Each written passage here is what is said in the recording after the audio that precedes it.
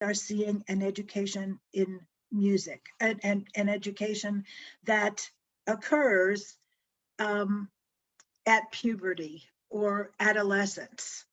Emile is sexually mature. The years we are dealing with are between the ages of 18 and 20. This is a natural development that is going to imprint forever on Emile's soul what kind of emotional life he will have, what sort of heart he will have, and how he will relate to other people. Rousseau presents the changes that are happening to Emile when it comes to sexual maturity as a natural development, as I said, that will affect the rest of his life, and indeed of the most profound importance. Book 4 weaves together Emile's moral lessons, his religious instruction, and his sex education. Indeed, his religious instruction is integrated into the moral instruction and the sex education. At the beginning of book 4, you no doubt have noticed, if you are reading along, there is no illustration. But midway through book 4, there is an illustration of Orpheus, ancient musician and prophet, who is presented, according to Rousseau, teaching human beings the worship of the gods. And he's holding a lyre, so it's really a musical in the literal sense. At this age, a human being acquires what Rousseau calls sensibilité, or sensitivity.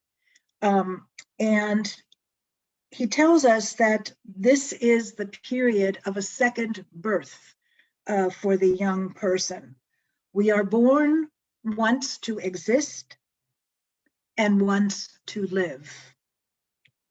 We are born once for the species and once for one's sex. He doesn't say we are born for oneself.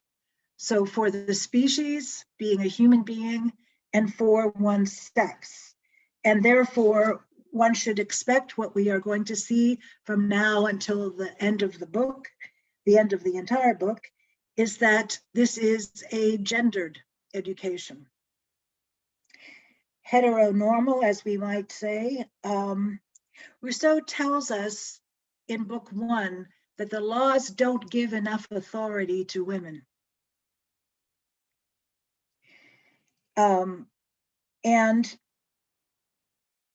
we might think, therefore, that Rousseau might want to create an education that cures that problem or that diminishes that problem by working on the laws for women, giving women more rights.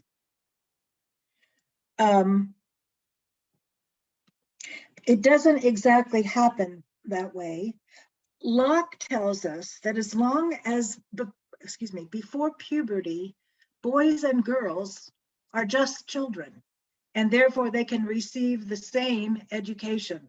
So that in his book on education, Locke certainly allows it to be applied to girls as well as to boys. But Rousseau does not do that. And one of the reasons, even were there no other bar to the education of women side by side with men,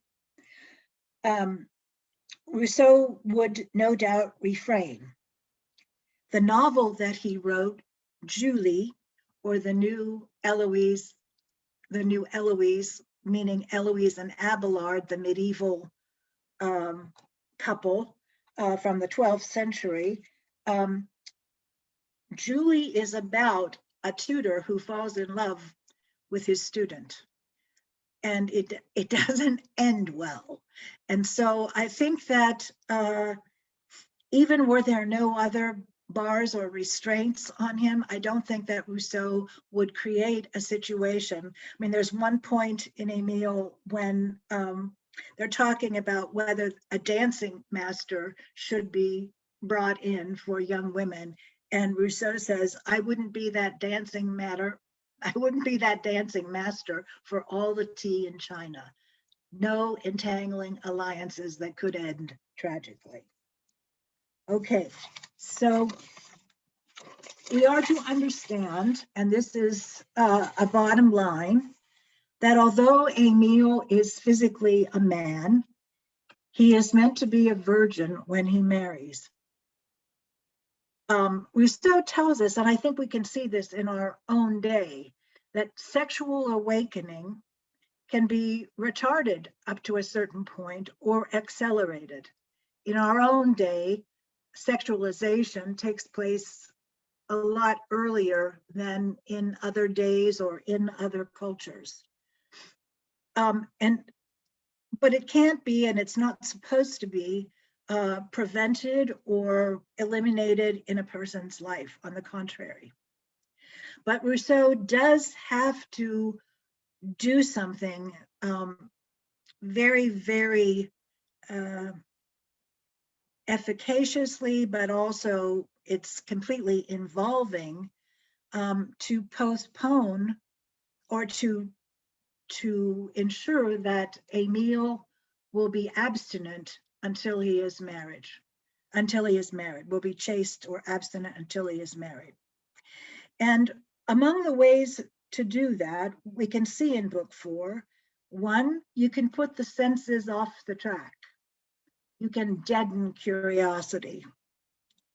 2, you can repress the imagination. And 3, and this is the opposite of 2, you can repress the senses by firing up the imagination. I don't know whether it strains credulity in your mind that this could work. It is important maybe to understand that, of course, Emile doesn't have an ordinary education, but the abstinence to which he agrees at a certain point is not done for religious reasons, but for the sake of pleasure and ultimate happiness. And this is something in which he firmly believes. But of course, there have to be changes in method. There also is an intensity and a fragility in the relationship between the tutor and the student, in which Rousseau says you have to be really careful, because Emile could get away from you at this point. He could begin to lie to you. He could begin to hide from you, and you can't really let that happen. And so, and he calls to mind in this part of Emile,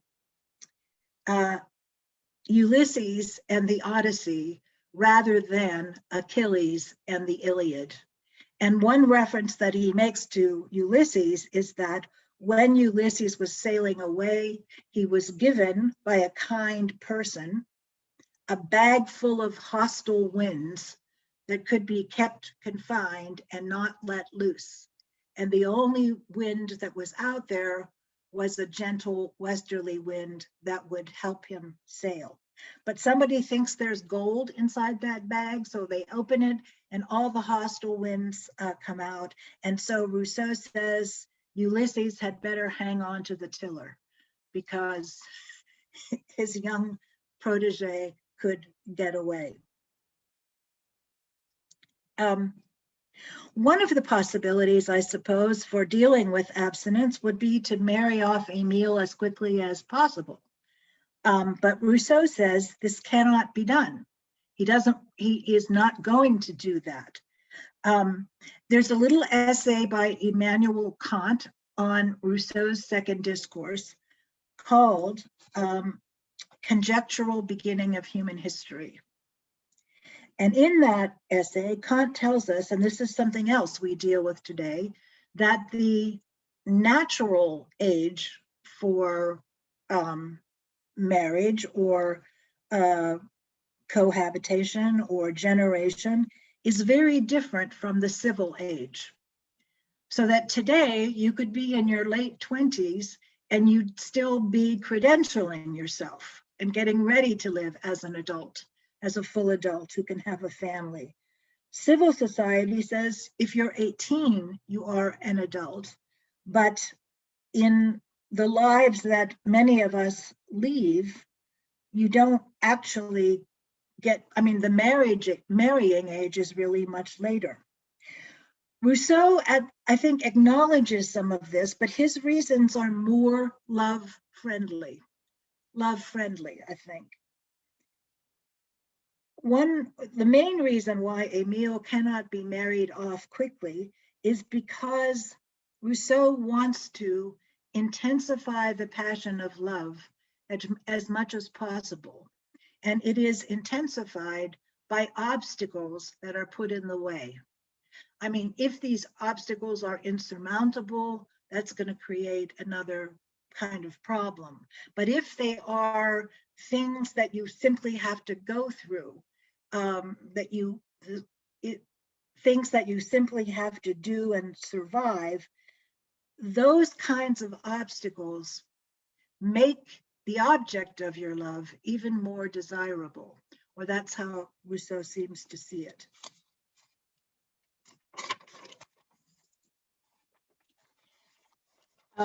Rousseau begins book 4 by talking about the passions and telling us that they are the instruments of our preservation. The passions are good in that sense. They are God-given, and neither Rousseau nor, as he says, the author of Nature, intends to annihilate those passions or prevent their being born. If you look at it in a very, say, from 30,000 feet up, that point of view, you can see that all of the other passions, good or bad, are modifications, Rousseau says, of self-love or amour de soi, including amour propre, the self-preference that we have when we begin to interact with other people and we begin to compare ourselves to others. And of course, we put ourselves in the first position. So one of the things that happens in book 4, I would call it a kind of rehabilitation of amour propre. Rousseau at first acts as if maybe we could prevent it by depending little on others, et cetera, but in the end, he has to deal with that form of self-preference, that form of that modification of self-love. It can't be prevented. And so then the question becomes, what do we do with amour propre? Well, we can either direct it toward the compassionate, pitying, humane, and gentle passions, or we can direct it to the envious and covetous passions, the cruel and malignant passions. So we still have a fork in the road and we can go down one path or another. Once we are in the world of wills rather than things, because Emile is relating to human beings rather than to things. And in this world of wills, love and all morality becomes possible. Rousseau says we have to love ourselves in order to want to preserve ourselves. And we will always seek what helps us, and we will avoid what hurts us. But we will love what wants to help us, where there's a will to help us, an intention to help us, and we will hate what wants to hurt us. So as we become aware that other people are reacting to us and have certain sentiments toward us and certain will, either goodwill or bad will towards us, we begin to love or hate. And it is out of these passions of love and hate that all morality grows. Rousseau says it's difficult sometimes to see how this works, but it must be understood that all morality must begin as a sentiment in the heart of human beings. It's not a creation, it's not just an abstraction. It begins with a sentiment inside of ourselves. So that is also important to keep in mind. To go back to the question of curiosity and what do you do when someone becomes even idly curious about sexual things, Rousseau says you might as well start really young if you're not going to wait a really long time. And it's probably better to start young. And he gives this example of a little boy who had had a kidney stone and passed it in his urine a couple of days previously. His mother was pious and very modest, but when he asked her where children come from, she wanted to throw him off the track. And so she said, mothers piss them out with pains that sometimes cost them their lives. And so with this association, this association of the consequences of being pregnant, she, in a sense, kills his curiosity. Although I think that the little child might acquire a new curiosity. What happens when we die? Or, what is dying? So she may have gotten herself out of one problem for another. Okay, so that's one method to deal with these things. And Rousseau says, in a sense, another way to maybe throw people off the track a little bit is to recognize that our first feeling is not really sexuality, but according to nature, our first relative feeling is actually compassion or pity. And so we can work with that. Let us try to emphasize, let us try to get Emile to generalize his feelings to his species, maybe via the children he knows or the people in his neighborhood and so on. We have common needs, which unite us by interest, but we have common weaknesses, Rousseau says, that unite us by affection.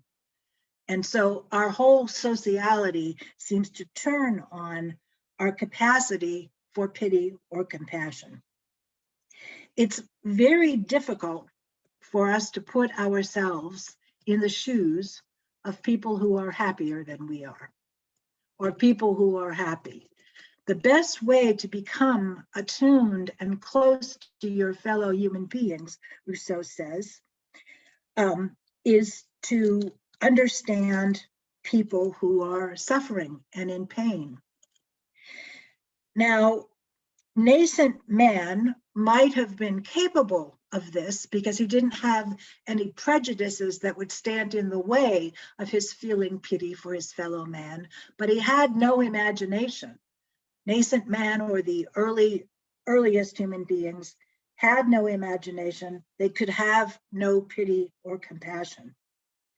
But for the rest of us, especially when we see evils in the world that from which we ourselves are not exempt, under those circumstances, Rousseau says, if you can say, there but for the grace of God go I, which we can say on so many occasions, that gives you an opportunity to put yourself in the shoes of the suffering person, to identify with the suffering person, to feel that the suffering person needs you, and the sweetest part of pity, which is to recognize that in that moment that you are compassionate, you yourself are not suffering. So there's a pleasure involved in feeling pity, which is that you're not suffering, because Rousseau says, if you're suffering, the only person you pity is yourself.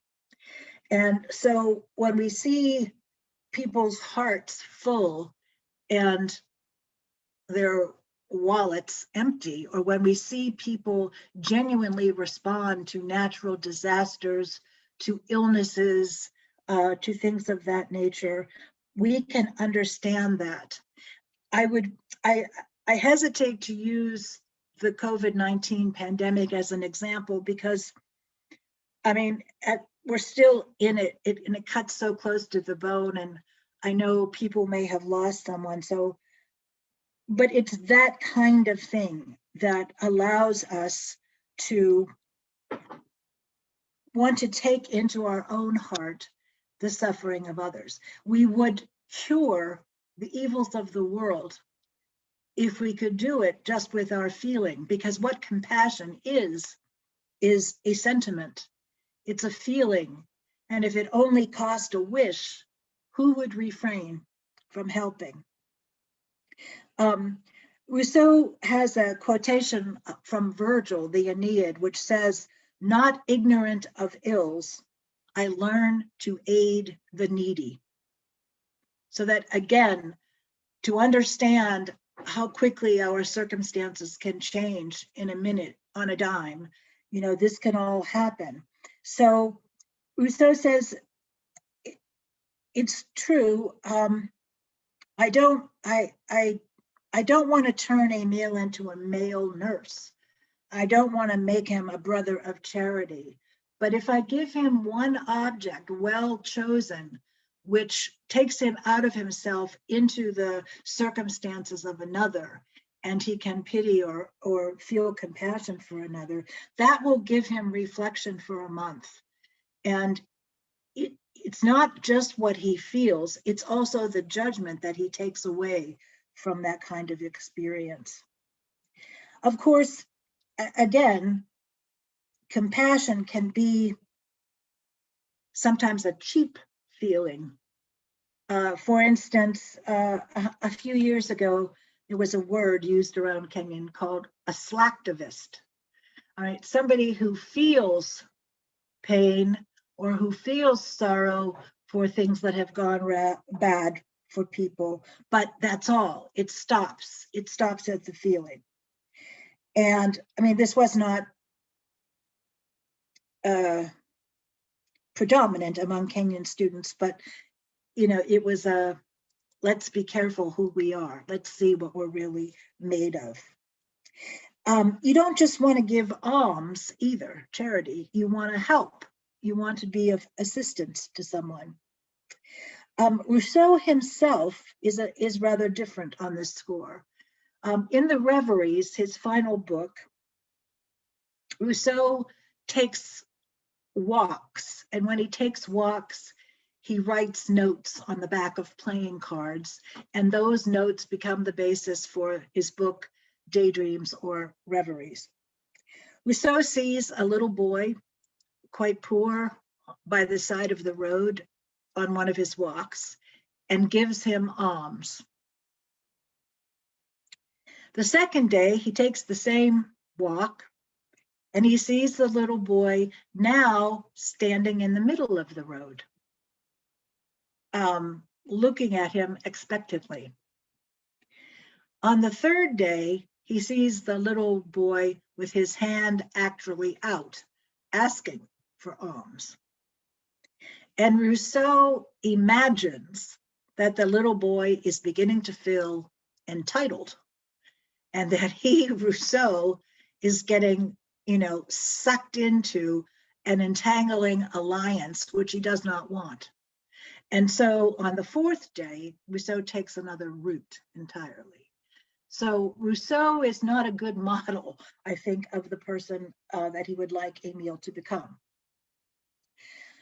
Okay, so if we have to think more directly of sexuality, Rousseau tells us also early on in book 4 that he gives us this little anecdote of an old soldier, a pious man, who wanted to repress his son's ardent sexual desire, was afraid for his son. And so he took his son to a syphilitic ward where people were getting treated in the last stages of syphilis. And Rousseau says the scene was revolting to every sense that the young man had. And the old soldier said, the father said, "Go ahead, you dissolute. Someday I will thank God for your death because you will end up here and have to suffer the way these people are suffering." Now, this young man grew up. He went into the army and he spent most of his life in garrisons in the army. He withstood and absorbed a lot of ridicule or ribbing because he didn't share the libertinism of his mates. But he tells Rousseau, "I was a man. I had weaknesses, but I never looked upon a public woman without disgust." One might say, from this old soldier who's not married and has no son of his own, this young man who's grown old virtually seems to regard all women as public women, that he has a disgust for women as such and for sexuality as such. So Rousseau doesn't say much except the following: give all of your lessons in examples, and when you do, be sure of the effect that you are going to have. This is not an effect that Rousseau wants to have. The fire, the adolescent fire that Emile is experiencing, is far from being an obstacle to his education. It is, in fact, Rousseau says, the means of consummating and completing it. As soon as he loves, he depends not on his needs, but on his attachments. And that means the people who are near him. He is sensitive to the signs of attachment to him, such as the tutor's attachment to him. Think of the new empire you've acquired over him, the new chains you've put around his heart without his noticing, so that the bond between the tutor and the student, while fragile in one sense, is capable of becoming very, very deep and close in another. But you must never tell him, "Think about all the things I've done for you," because then you're putting a price on your generosity, on the 20 years that you have given him, and you're making him believe that he is in your debt, but he didn't consent to this. So be careful. Leave him all of his freedom. Don't vaunt your services, because that is to make your services unendurable to him. Hide yourself so that he may seek you. And he is going to need a friend under the circumstances. So much continues to go on in the story of Book 4. And at first, Rousseau seems to rate at 1,000 to 1 the odds against succeeding. But by the time he ends Book 4, it's like Emile is in Duck City. He just simply goes where the tutor wants him to go, and it's as if there is nothing easier than to control or manage Emile. There is a discussion of the facts of life between the tutor and Emile, a sex education which focuses on marriage and focuses on marriage as the opportunity to find a companion for your heart, a soulmate. And he is initiated into the virtually incomprehensible mysteries of sexuality and generation, Rousseau says, and I will call on God to be our witness. So he takes this potentially loving, ardent, and sensitive young man, and he sets up a scene in which, again, sexuality is elevated by all of the different accessories that Rousseau brings to bear. It is at this point that God is brought into the picture. If we have time, I will come back and talk about the natural religion Rousseau discusses, but I'm not sure that Emile actually hears about that. So I just want to notice there's a little mention of God, and it is to help to create this atmosphere around love. Rousseau also mentions that marriage not only joins together the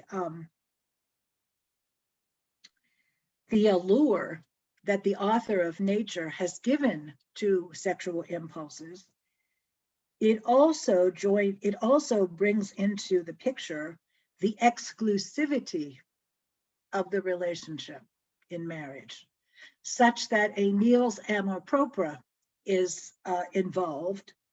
And it is that exclusivity, according to Rousseau, that makes the relationship delicious. This is my partner. So under those circumstances, Emile, they have this conversation, and it takes on a grave tone because Rousseau, or the tutor Rousseau, and Emile discuss as frankly as they possibly can, man to man, just what's going to happen and just what is at stake. The tutor tells him, if you give in to your senses before you marry, you are not going to be a happy person. And they could bring you down. Your senses could turn you into a reprobate. And so after some negotiation, Emile does consent. He voluntarily submits not his body, but his will to his governor, and says essentially to him, save me from myself. And the tutor says to him, look, I can tell you how it's going to be. You know that story of Ulysses where he is lashed to the mast so that he will not succumb to the lure of the sirens? Like that. And you're going to hate me for it. You're going to call me a tyrant. You're going to tell me that you wish I was dead, but you are voluntarily putting yourself in, you are voluntarily agreeing to obey me. And what Rousseau says, I think, is very important from the standpoint of politics as well, because what he says is, Emile, so to speak, signs the contract. And when you sign the contract, you can't just say, I do, and then after a honeymoon period say, you know what, I actually don't. I mean, you're locked in, you're there. And so Rousseau says, as tutor, I will give you lots of reasons when you have been calm, but first you must obey me, and you must never, ever disobey me. And then having said this, having created this picture where for the sake of Emile, the tutor is willing to take on this horrible burden of leading Emile through all of the tangles which he is going to encounter. Because when you enter society, you enter the society of women as well. So after Rousseau has gone through all of this, one of the things he says is, after establishing my authority, my first care will be to avoid the necessity of using it. So he creates this rather terrible picture, and then nothing but gentleness seems to come out of him. He spares nothing to become Emile's confidant. He speaks to him not dryly of love and pleasure and passion, but rather as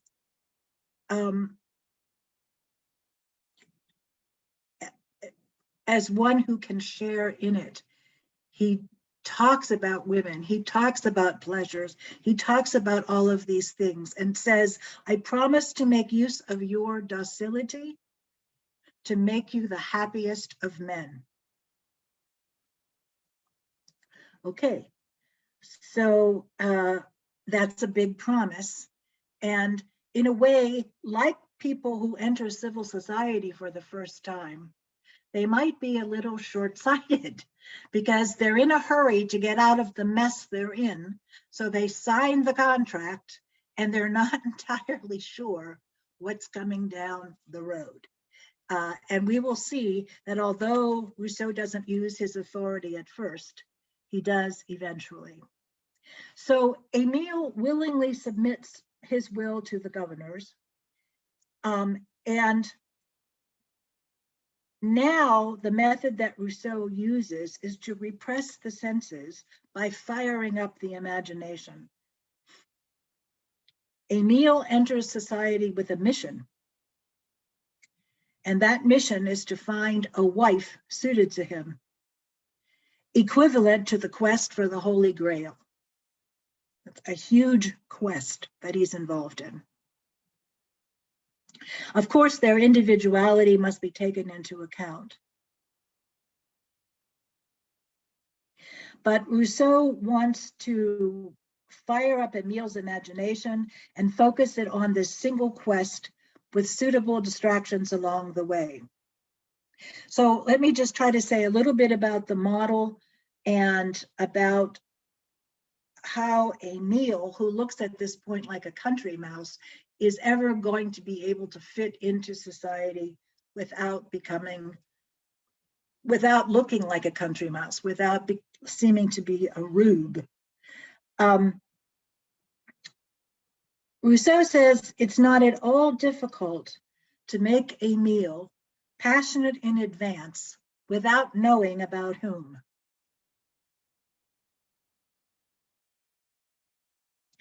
It is unimportant whether the object that I depict for him is imaginary. It suffices that this imaginary object, this image that I depict for him, makes him disgusted with those who could tempt him. That he makes comparisons all the time. What he sees in his mind's eye is preferable. His chimera, and that word which Rousseau uses a lot, chimera, an imaginary creature. I want him to prefer his chimera or his fantasy to all the women who actually strike his eye. And then Rousseau says, as if to us, true love itself is chimera, lie, and illusion.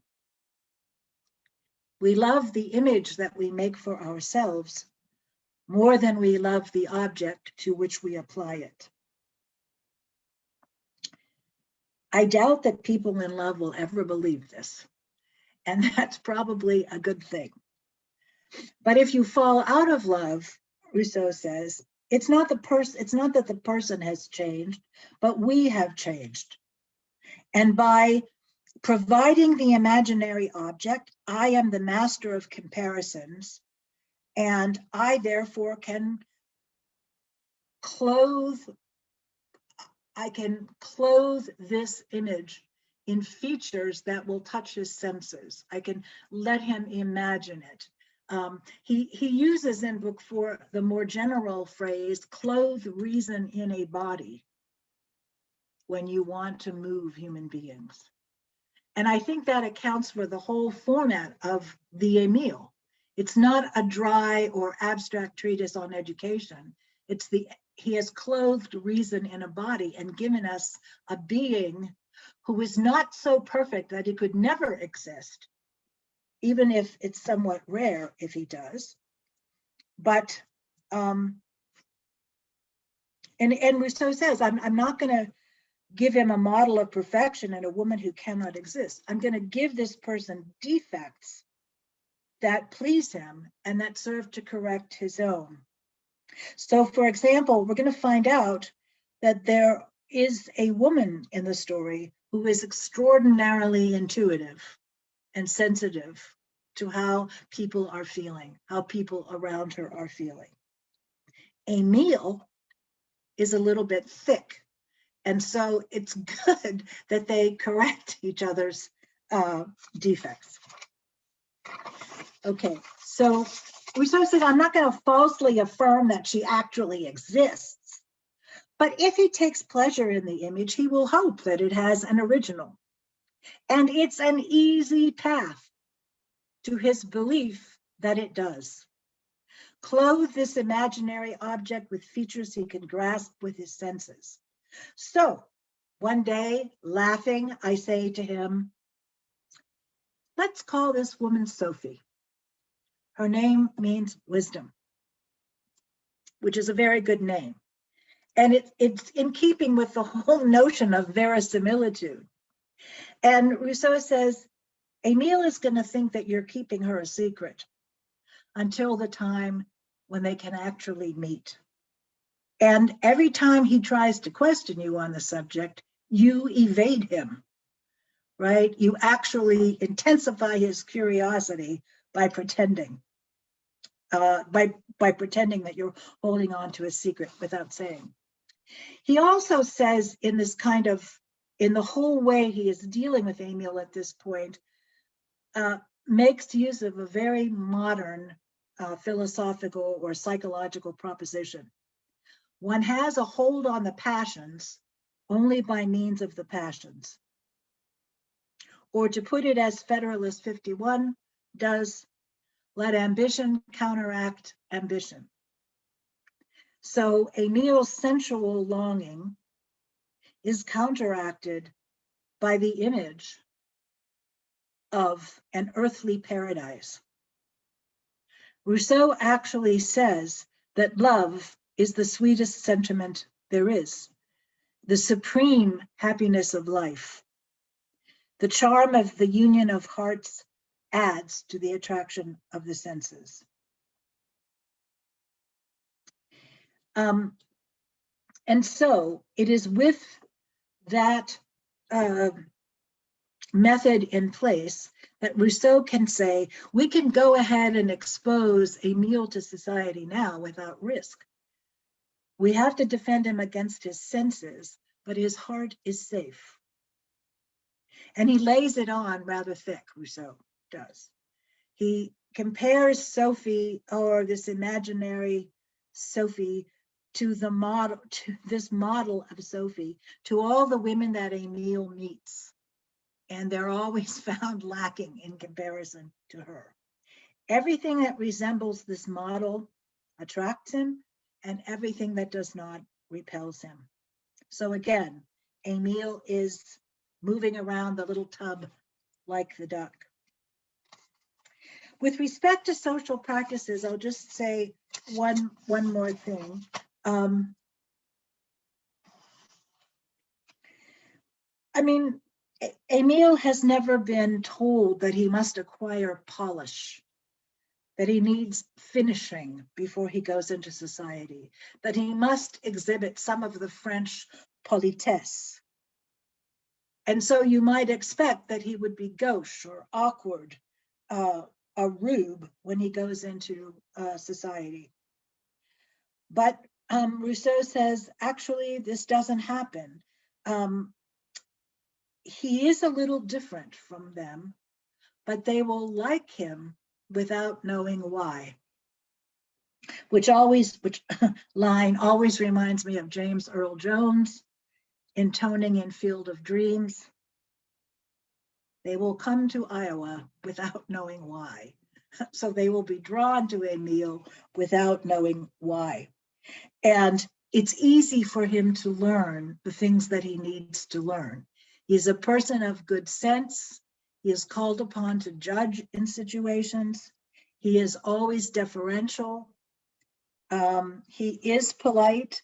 And for him, picking up the social practices is easy because he's fundamentally indifferent to them. So if you want to joke with him about the fact that he doesn't know this or that, Emile is not embarrassed or ashamed. He doesn't mind it he never intended to present himself as a shining beacon of cleverness. He doesn't have the kind of talents that attract crowds, but he gets along just fine. And so, spoiler alert, in book 5, Emile meets a young woman who does not bowl him over. But then something like a conversation goes to something like, I didn't catch your name. And she says, my name is Sophie, or Sophie. And at that point, Emile is hooked, or he is caught hook, line, and sinker. And book 5 begins with a consideration of Sophie and takes them through to marriage and political science first, and then marriage. And okay, so if you have any questions, I think we have a little bit of time. I'm happy to try to answer. I don't know if Kim is still here. I am. We did receive a couple of questions. Oh, thank you. Thank you, Kim. Of course. The first of which, someone wanted to know what you think Rousseau might say about the liberal arts. The liberal arts? Yes. Well, that's one of the areas in book 4 that I haven't been able to touch on. There is a noticeable, not large, but a noticeable chunk of book 4, which is about reading.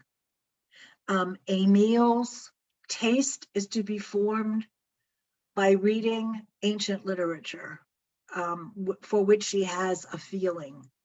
And his mind is to be formed with respect to the passions of human beings, seeing them from afar, by reading history, and in particular by reading ancient history, such as Plutarch or Thucydides.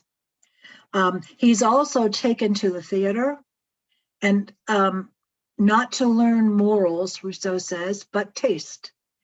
And under those circumstances, the fine arts do have a place in Emile's education, and the historical studies definitely have a place. We've talked about the role that the sciences are supposed to play in Emile's life. It doesn't matter how much actual scientific knowledge he has, but he has the method and the capacity to learn from where he stands. He's not a transcendent genius, Rousseau tells us. He has 2 gifts, which he brings to the education, gifts of nature, which Rousseau alleges he has been able to preserve. And those 2 gifts are health and a strong constitution. As for other gifts, he doesn't seem to have them. I mean, if we think about liberal education as the education of a free person, and the attempt to minimize all the things that could enslave us, prejudice, partisanship, attachments of the heart, our times, our way of looking at things. If we, that's what liberal education is supposed to liberate us to do, to become free in that sense, free of things that both degrade and chain up the soul or the mind. And in that sense, Emile, I think, does have a free mind. It's probably not systematic in the way in which we understand liberal arts. And it's never too far from the manual arts. I mean, there is a dignity Emile is supposed to understand, as Booker T. Washington said, in tilling a field, in making a table, and not just in writing a poem. And Emile has always been trained to have mind and body in some kind of sync with one another. So that's an initial answer. I know it's not adequate, but I'll leave it there. Thank you. Someone else asked, how does Rousseau, if he does, make sure that the chimera fantasy woman in her infinite perfection doesn't leave Emile with the same issues as the single childless soldier, only from a different angle? Mm-hmm. Well, Emile has been taught to look upon love as something completely desirable and natural. I mean, as God-given, a God-given urge, a God-given impulse. And so he doesn't have what that old soldier was acquired, which is a kind of hatred or disgust for sexuality or eros in the form in which it might take in a person's life. That's one thing. The other thing is, Sophie is not supposed to be an unattainable model of perfection. And I think we will see in book 5 that if you have that view, you are in trouble, because we see it not in Emile, but we're going to see it in Sophie, who turns out to be in love with an imaginary figure, Telemachus, from this Odysseus's or Ulysses' son.